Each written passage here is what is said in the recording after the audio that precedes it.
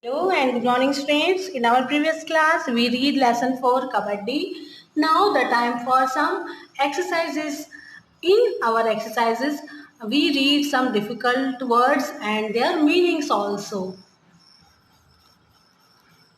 Custom. Custom means an accepted way of doing something.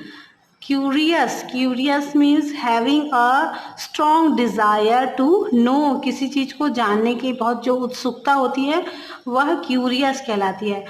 Eager. Eager means very much interested.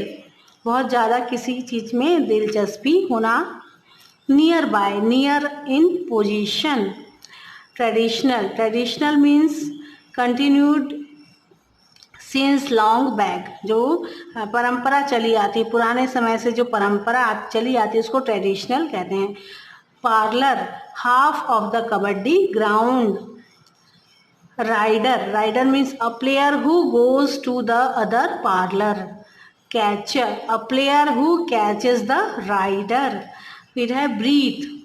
Breathe means the air that one takes in and out while breathing. Opponent. The person whom you are playing against. Strength. The quality of being physically strong. Time honored. Existing for a long time. Reflex means natural reaction of the body to the stimulus. ये जो आपको words दिए हुए हैं इनको आपको याद करना है. आपको read and learn. Purpose, custom, curious, eager, opponent, strength and reflex. Now some word power. Fill in the blanks with the suitable words taken from the list given below.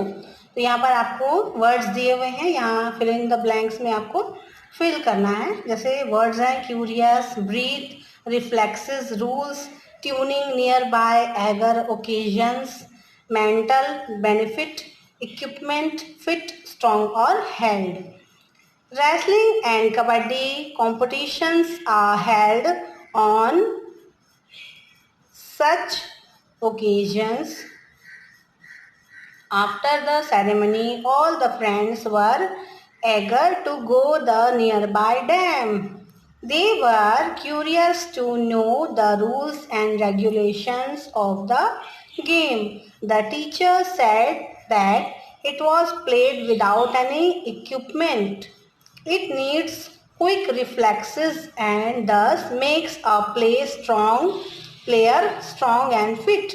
The other benefit is that it improves our mental and physical abilities. It resembles yoga because it helps to prolong our breath. Moreover, Kabaddi helps in tuning of body and soul. तो यहाँ पर हमको इस paragraph में क्या मिला पढ़ने के लिए कि कबड्डी जो है वो केवल हमारे फिजिकल स्ट्रेंथ को नहीं बढ़ाती, वो हमारे मेंटल जो स्ट्रेंथ है उसको भी बढ़ाती है और हमारी जो सांस रोकने की क्षमता है जो हम योगा से जो अचीव करते हैं, जो योगा करके जो लोग सीखते हैं, तो ये हम कबड्डी खेल कर भी बहुत सारी चीज़ें सीख सकते हैं और अपनी बॉडी को स्ट्रॉन्ग बना सकते हैं और अपनी मेंटल हेल्थ को भी और इम्प्रूव कर सकते हैं. Give antonyms of the following words. तो यहाँ पर आपको इनके एंटोनिम्स वर्ड्स लिखना है. ना नियर बाय का एंटोनिम होगा फार, आफ्टर का बिफोर, ट्रेडिशनल का मॉडर्न, एग्री का डिसएग्री, हेल्दी का अनहेल्दी और इक्वल का अनइक्वल. तो यहाँ पे जैसे आप हमने दिया है नियर बाय का फार, तो आपको ये इंग्लिश टू इंग्लिश ही है ना, इसमें हिंदी मीनिंग्स या एंटोनिम्स नहीं आएंगे.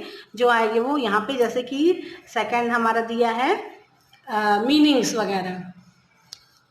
Give the meanings of the following words and use them in sentences of your own. तो यहाँ पर आपको अपने सेंटेंसेस बनाना है.